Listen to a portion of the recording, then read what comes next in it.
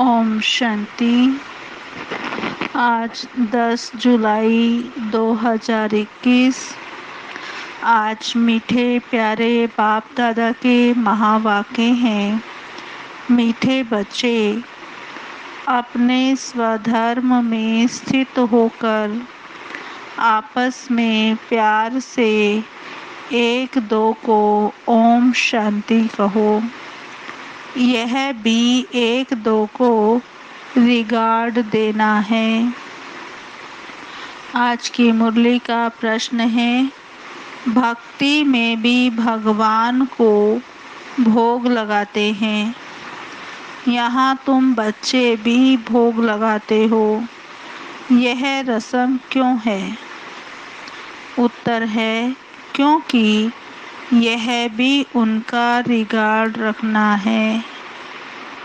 यह भी शिव बाबा का रिगार्ड रखना है। भल तुम जानते हो, शिव बाबा निराकार है, अभोक्ता है, खाते नहीं, लेकिन वासना तो पहुँचती है। सर्व का सद्गति दाता पतित पावन बाप है, तो जरूर भोग भी उनको लगाना चाहिए।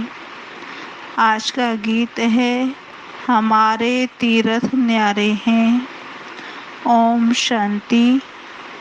बाबा ने कहा, बच्चों की दिल में भी उठा ओम शांति। जैसे किसको नमस्ते कहा जाता है, तो वह भी रिटर्न में कहते हैं नमस्ते।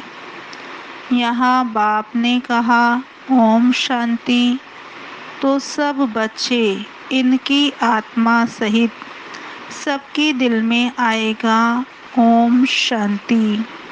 अर्थात हम आत्मा शांत स्वरूप हैं। रेस्पॉन्ड तो करना चाहिए ना। यह रेस्पॉन्ड हुआ ना। दूसरे कोई अर्थ सहित ऐसे कह ना सके। बाप ज्ञान सूर्य भी कहते हैं ओम शांति। ज्ञान चंद्रमा भी कहते हैं ओम शांति। ज्ञान सितारे भी कहते हैं ओम शांति। सितारों में सब आ गए।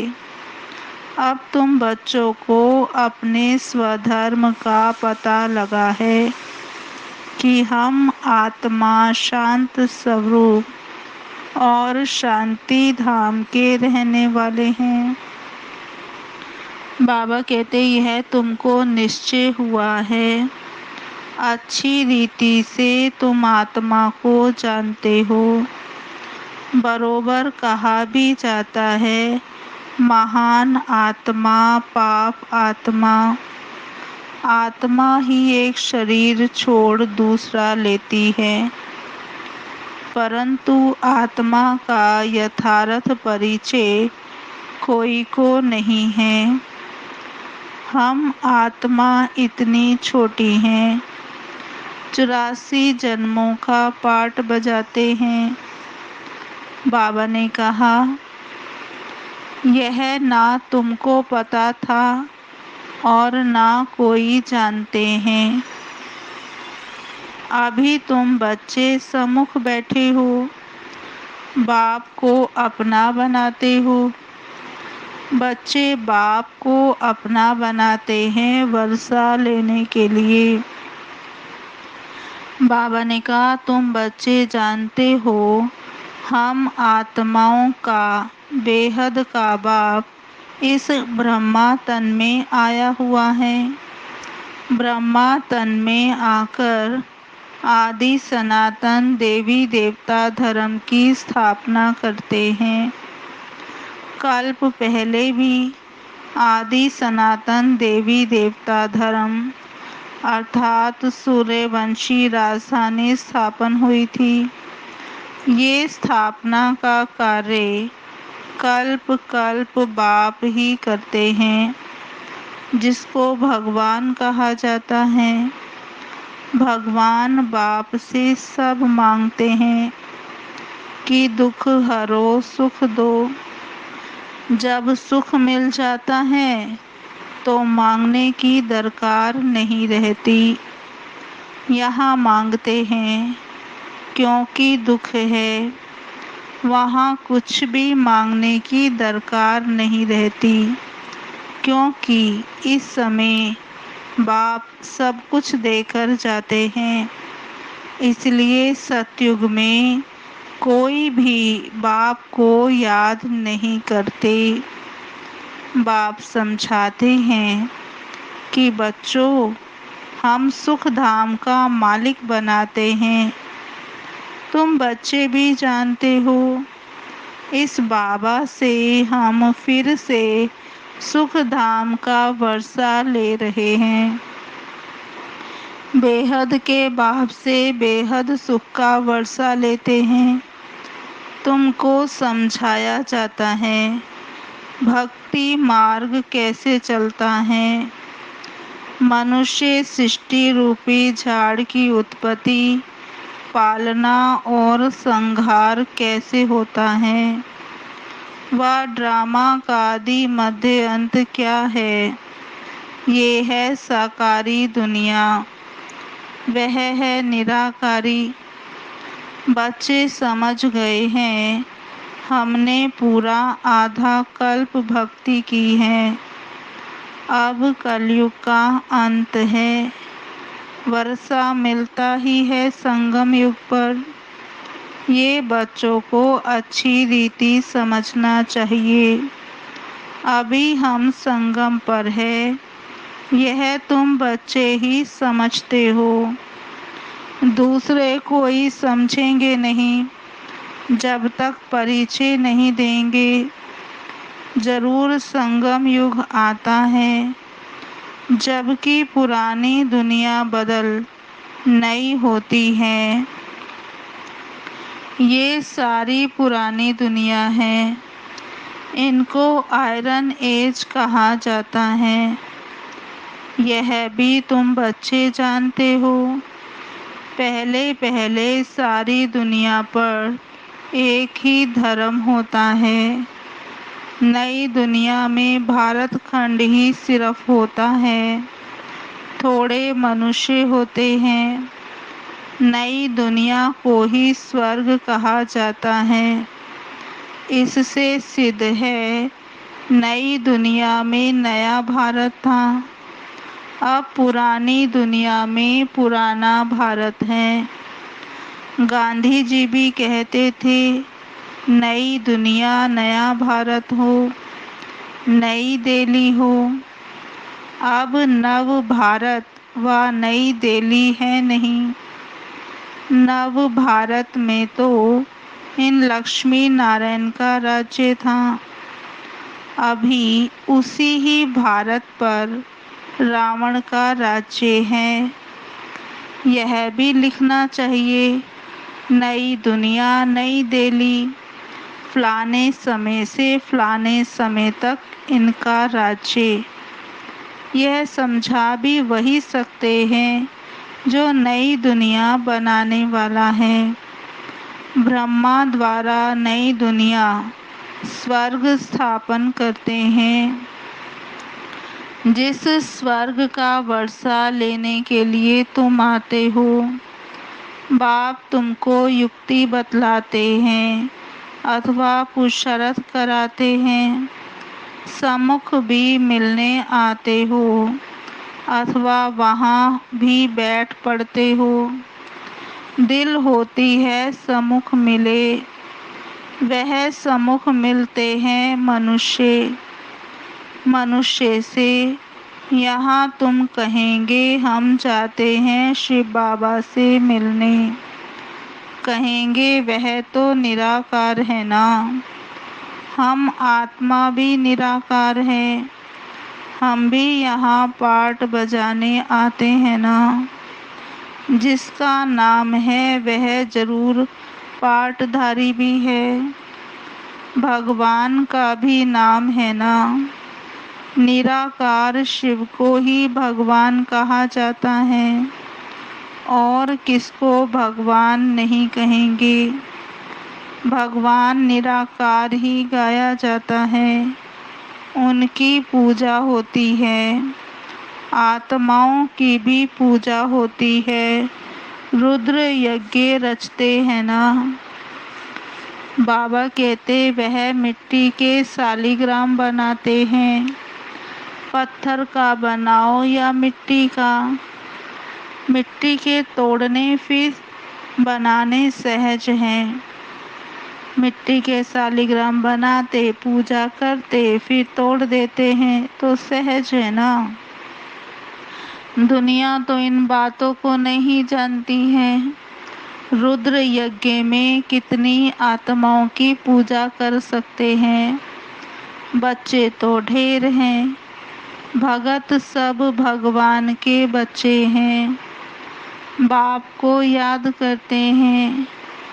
बाबा ने समझाया है, शिव बाबा आते ही भारत में हैं। तुम थोड़े बच्चे जो उनके मददगार, खुदाई खिदमतगार बनते हो, उनकी ही पूजा भगत लोग शालिग्राम बनाकर करते हैं। यज्ञ जो रचते हैं उनमें छोटा यज्ञ भी होता है, बड़ा भी होता है।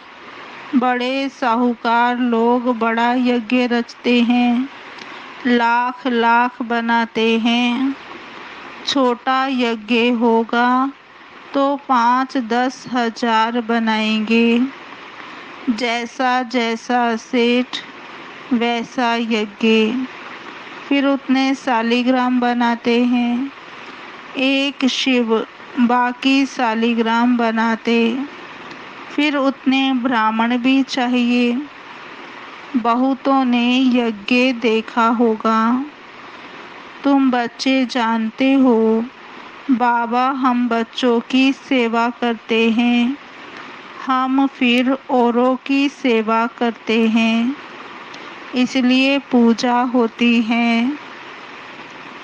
बाबा कहते तुम अभी पूज्य बनते हो। आत्मा कहती है बाबा आप तो सदैव पूज्य हो, हमको भी पूज्य बना रहे हो। हम पूज्य आत्मा शरीर लेंगी तो कहेंगे पूज्य देवी देवताएं। आत्मा ही पूज्य अथवा पुजारी बनती हैं। बाप आते भी हैं एक ही बार, फिर कभी बाप आत्माओं को पढ़ाएंगे, ये होता ही नहीं। आत्मा ही सुनती है। जैसे आत्मा शरीर द्वारा सुनती है, वैसे परम पिता परमात्मा सुप्रीम आत्मा भी शरीर का आधार लेकर इन द्वारा सुनते हैं। इन द्वारा सबको राजयोग सिखलाते हैं। उनको अपना शरीर तो है नहीं। ब्रह्मा विष्णु शंकर का भी अपना सूक्ष्म शरीर है, और यहाँ इस धरा पर तो सबका अपना अपना शरीर है। ये है ही साकारी दुनिया, और शिव बाबा है निराकार। वह ज्ञान का सागर, सुख का सागर, प्यार का भी सागर है। वह आकर सबको पतित से पावन बनाते हैं। इसमें प्रेरणा की कोई बात नहीं है। मुझे अगर प्रेरणा से पावन बनाना हो, फिर यहाँ आकर रथ लेने की क्या दरकार है। शिव के मंदिर में आगे बहल रखते हैं। मनुष्यों की बुद्धि बिल्कुल ही पत्थर बुद्धि होने के कारण कुछ भी समझते नहीं हैं। बैल शिव के आगे क्यों रखा है? गौशाला नाम सुना है तो बैल रख दिया है। अब बैल पर किसने सवारी की? कृष्ण की आत्मा तो सतयुग में होती है। उनको क्या पड़ी है जो जानवर में आकर बैठेंगे। कुछ भी समझते नहीं। द्रौपदी भी एक थोड़े ही थी, ढेर हैं जो पुकारती हैं। उन्होंने तो एक नाटक बना दिया है। श्री कृष्ण साड़ियाँ देते जाते हैं, अर्थ कुछ नहीं समझते। बाबा कहते, अभी तुम बच्चे समझते हो, तुमको 21 जन्म के लिए नगन नहीं होना है। कहाँ की बात कहाँ ले गए हैं। भक्ति मार्ग की अथाह कहानियाँ हैं। कहते हैं ये कथाएं आदि सब अनादि हैं, पुनर्जन्म लेते सुनते आए हैं। अनादि भी कब से शुरू हुई कुछ पता नहीं। यह भी पता नहीं है कि रावण राज्य कब से शुरू होता है। उनका कोई वर्णन नहीं है। तुम कितनी सेवा करते हो। ये सूर्य चांद सितारे आदि तो हैं ही हैं।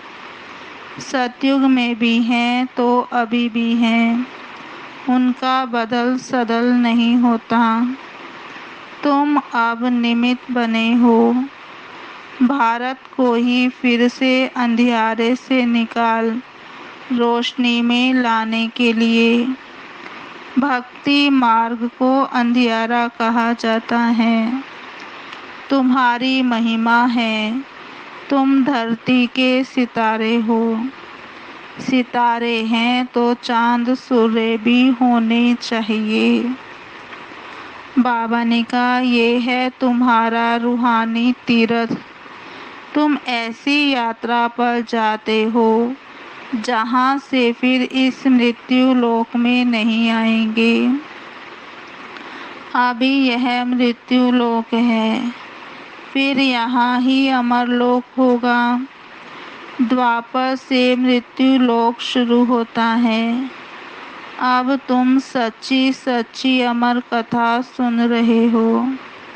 अमर लोक में जाने के लिए बाबा ने कहा, तुम समझते हो हम आत्माओं की यात्रा न्यारी है। तुम यहाँ बैठे यात्रा पर जाने का पुरुषार्थ करते हो। याद से ही तुम्हारे विकर्म विनाश होंगे। वह यात्रा पर जाते हैं, विकर्म विनाश कहाँ होते हैं। शराब की तो मनुष्यों में इतनी आदत है जो छिपाकर जरूर ले जाते हैं।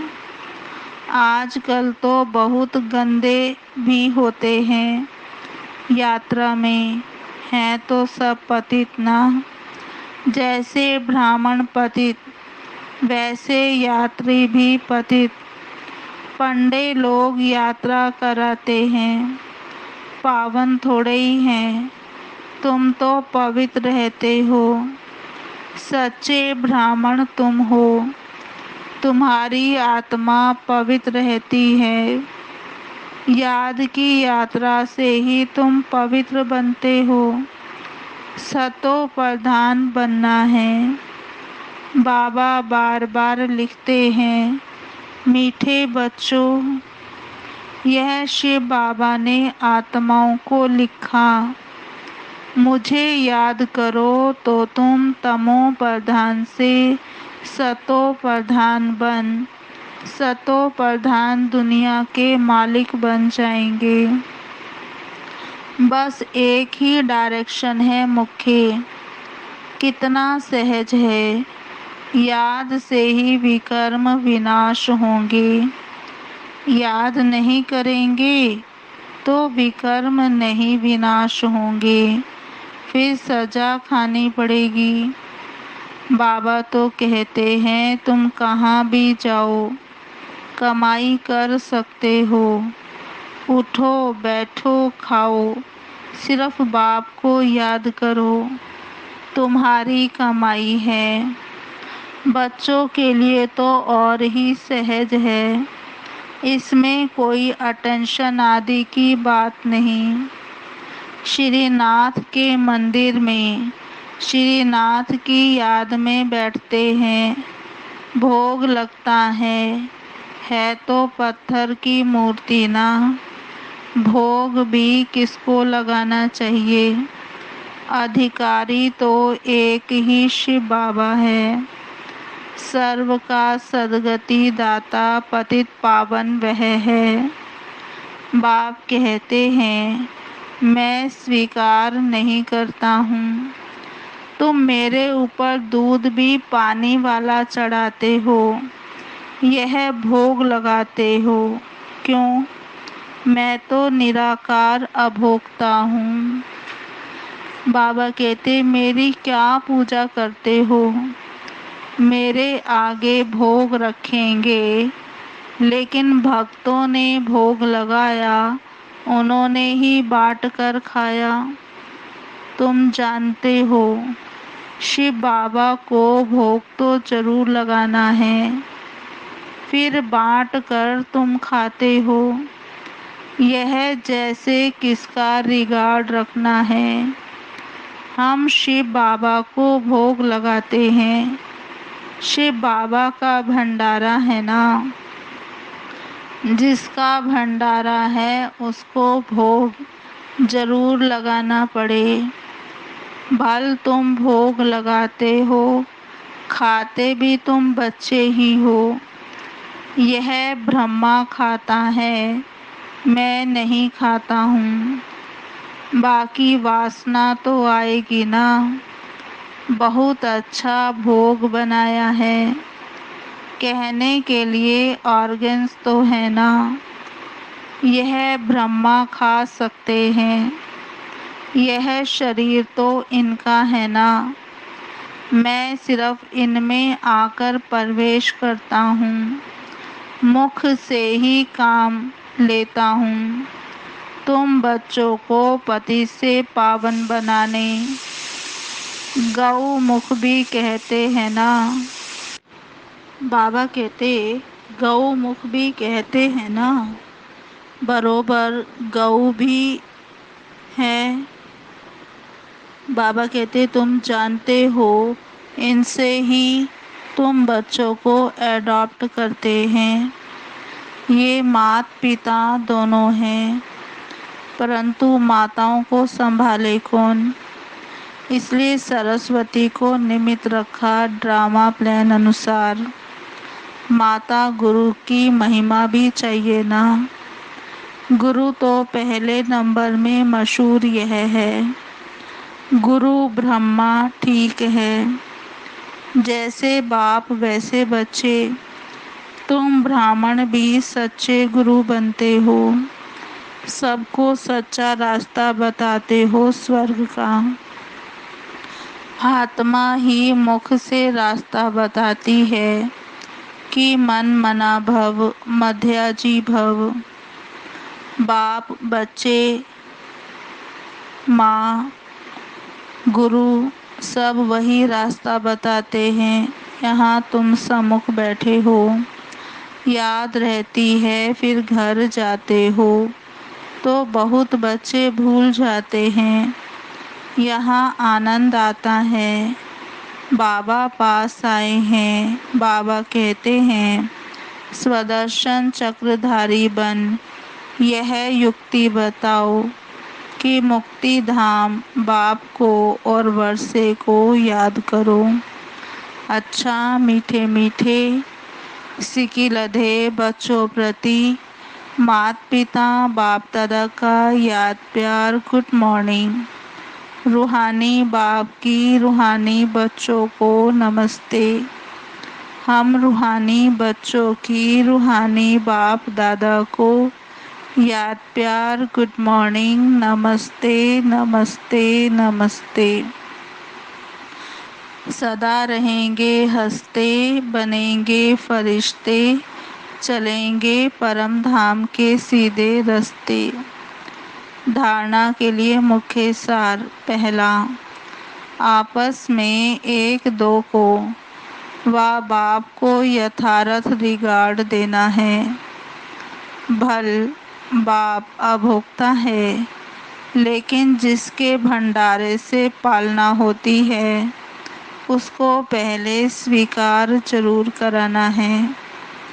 दूसरा, पूजनीय बनने के लिए खुदाई खिदमतगार बनना है। बाप के साथ सेवा में मददगार बनना है। जब आत्मा और शरीर दोनों पावन होंगे तब पूजा होगी। आज का वरदान है, स्वयं को जिम्मेवार समझकर हर कर्म यथार्थ विधि से करने वाले संपूर्ण सिद्धि स्वरूप भव। स्वयं को जिम्मेवार समझकर हर कर्म यथार्थ विधि से करने वाले संपूर्ण सिद्धि स्वरूप भव। विस्तार। इस समय आप संगम युगी श्रेष्ठ आत्माओं का हर श्रेष्ठ कर्म सारे कल्प के लिए विधान बन रहा है, तो स्वयं को विधान के रचयिता समझकर हर कर्म करो। इससे अलबेलापन स्वतः समाप्त हो जाएगा। संगम युग पर हम विधान के रचयिता जिम्मेवार आत्मा हैं। इस निश्चय से हर कर्म करो तो यथार्थ विधि से किए हुए कर्म की संपूर्ण सिद्धि अवश्य प्राप्त होगी। डालो। स्लोगन। सर्वशक्तिमान बाप साथ हो तो माया टाइगर पेपर टाइगर बन जाएगी।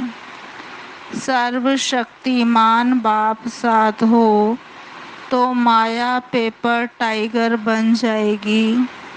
अच्छा जी, ओम शांति। ओम शांति। आज की मुरली के स्वमान।